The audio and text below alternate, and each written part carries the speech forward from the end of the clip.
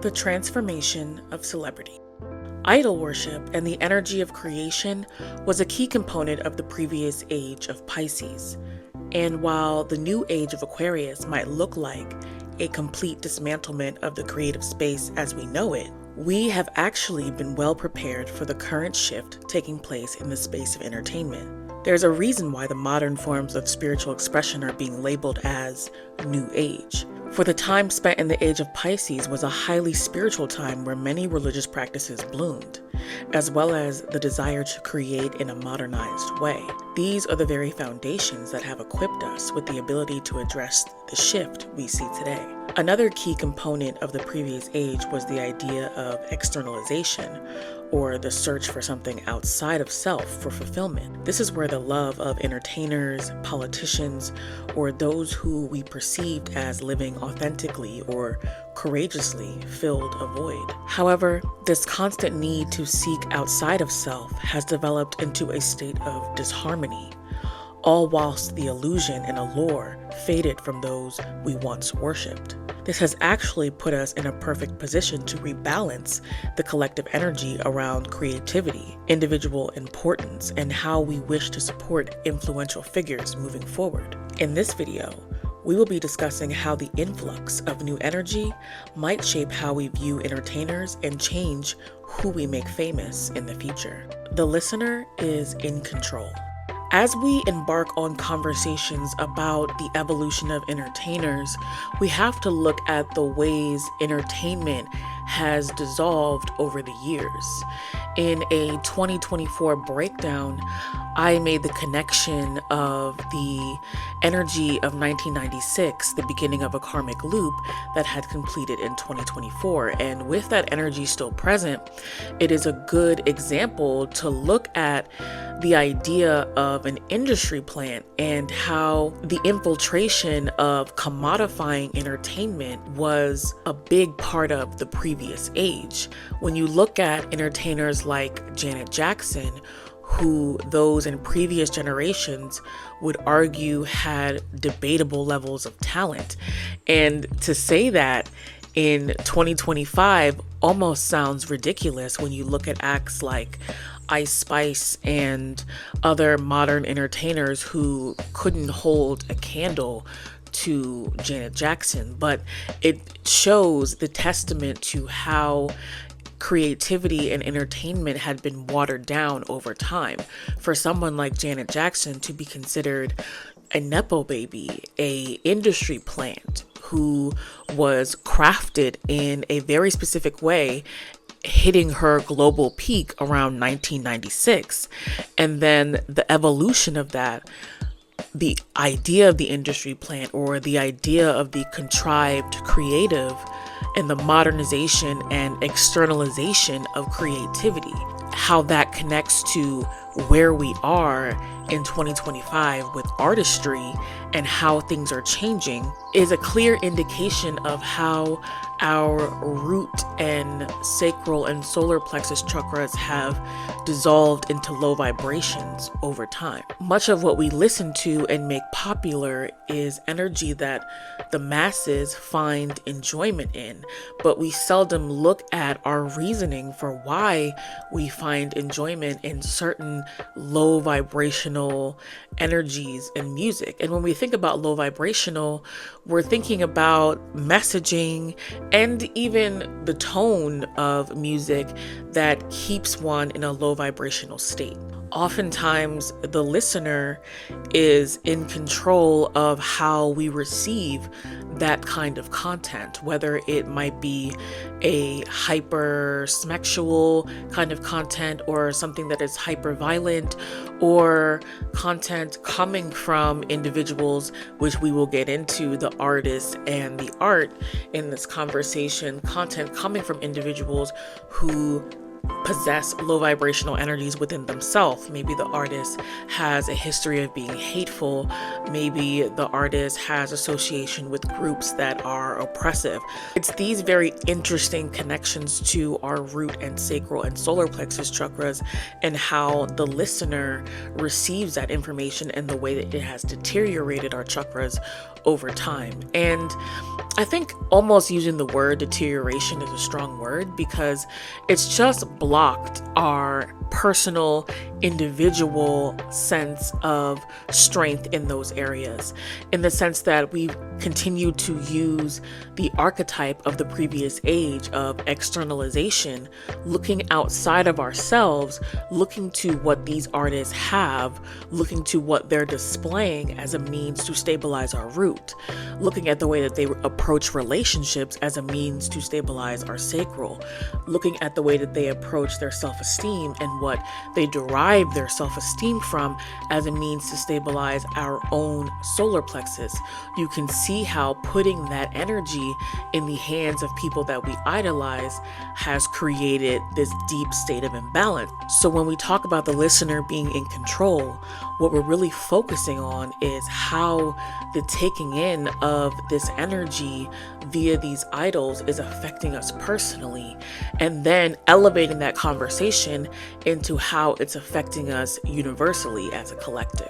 So that is a perfect segue into low vibrational artists.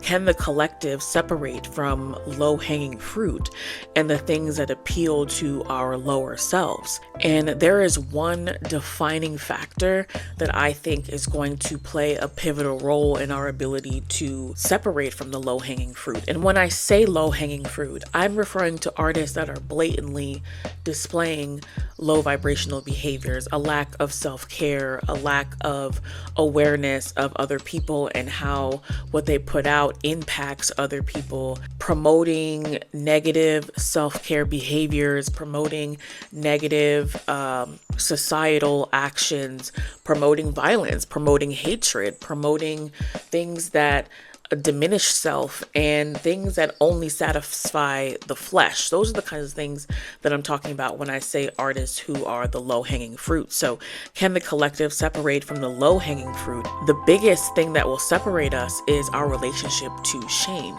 And shame, which is directly connected to our sacral chakra, which is a feminine chakra, but it's also the seat of creativity and sensual energy.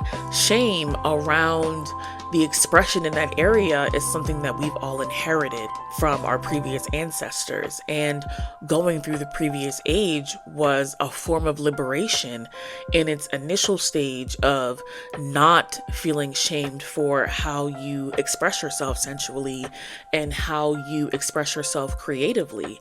We are now in a place consciously in this new age where we can start to integrate discernment with that free level of expression. But there is a concept in society where when discernment is misconstrued as shame or shaming.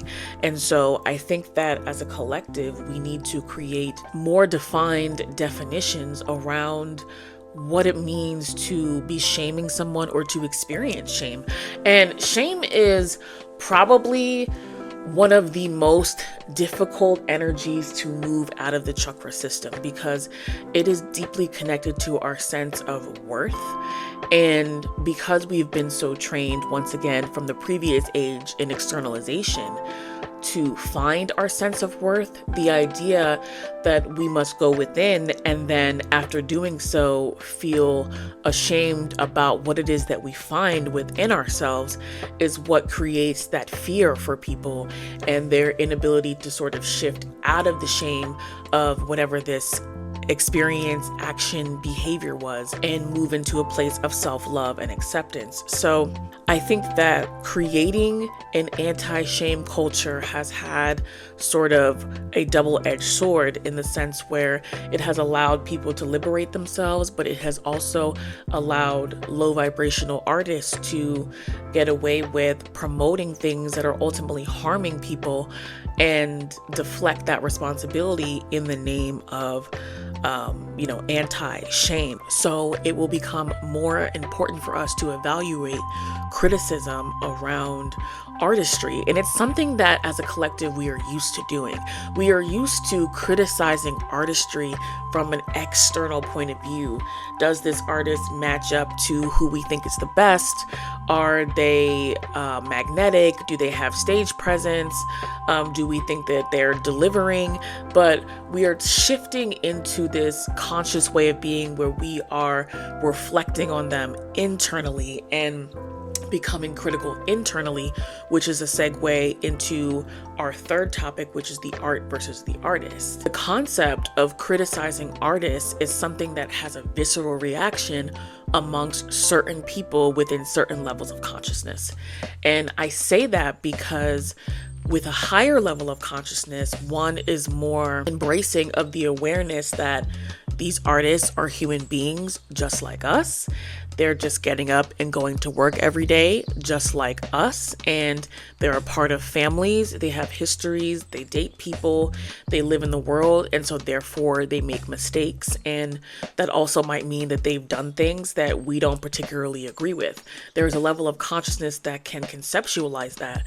But individuals who are stuck in the 3D consciousness, who are stuck in the old way of being, are still attached to the idealization of the celebrity, the idealization of the person that they worship. Because again, this also connects to shame. They use this celebrity in the idea that they believe that they're perfect, that their actions are perfect, that everything that they do is perfect, that nothing that they do that could ever come from a dark place, a low vibrational place. They use that as a means or a marker to meet that goal from an external place, instead of realizing that this particular celebrity, this particular artist is just as flawed as I am, and finding self-acceptance for inner shame. And so therefore being able to see and find acceptance in the flaws of the people that they look up to. You know, we've gone through a lifetime of using the phrase never meet your idols. And the issue with that is we were avoiding the disappointment of the reality that our idols are actually human beings. And so we're going to have to address that when we start to have the conversation about separating the art from the artist. And the biggest area where we're going to have to find a common ground is where our collective masculine that is used to being punitive and is reflexively punitive. We want justice. We want to see people being held accountable for wrongdoing. That energy is going to have to meet the new age, the new Aquarian energy, which is highly feminine regarding empathy, but empathy with a level of boundaries. So where is the space for us to realize that these artists are not only human beings and they're not only imperfect, but that at some point we have to hold them accountable and then move forward with them as a part of the collective. We will no longer be able to live in a space where we excommunicate the individuals who have done certain things that have been harmful to others. That's not to say that the law isn't still the law and shouldn't still apply to many of the people who are falling from grace now. It absolutely should. But as consumers of that, oftentimes our punitive masculine side of us, who doesn't want to contribute to that person's livelihood anymore, is resistant to meeting the empathetic feminine side of us that has to move forward with this individual because their art still exists. Another way that we struggle with separating the art from the artist is not being able to emotionally consume certain art because we feel so unaligned with how that artist is choosing to live their life in the real world. I think that these are actually just natural consequences.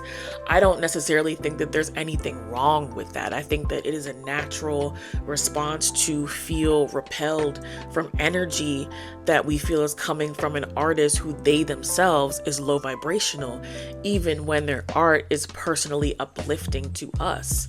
You know, if this individual's actions is somehow tainting that, I think that that is a valid response. But I think it also confronts the issue of the effectiveness of cancel culture, and are we really moving towards collective responsibility, or are we continuing to just be punitive? And then the last aspect of separating the art from the artist is the energy of allowing artists to be cathartic in nature and being able to tell low vibrational stories that really happen to them, because those things don't escape any of us, and overindulging in that kind of energy to the point where it's actually lowering our personal vibration or keeping the collective at a lower consciousness level. Because I think that it's important to tell stories where there are shadow elements that are coming up that may be triggering for other people, because we are all experiencing those things. But at what point do we move away from these cathartic labeled elements or these cathartic lyrics and realize that the reliving of some of these low vibrational experiences is actually doing more damage than good? I hope you've enjoyed this discussion. It's these kinds of deeper conversations that will allow us to decide who and what deserves a spotlight moving forward. If you've made it to this point in the video, then my hope is that you enjoyed it. Please let me know your thoughts in the comments.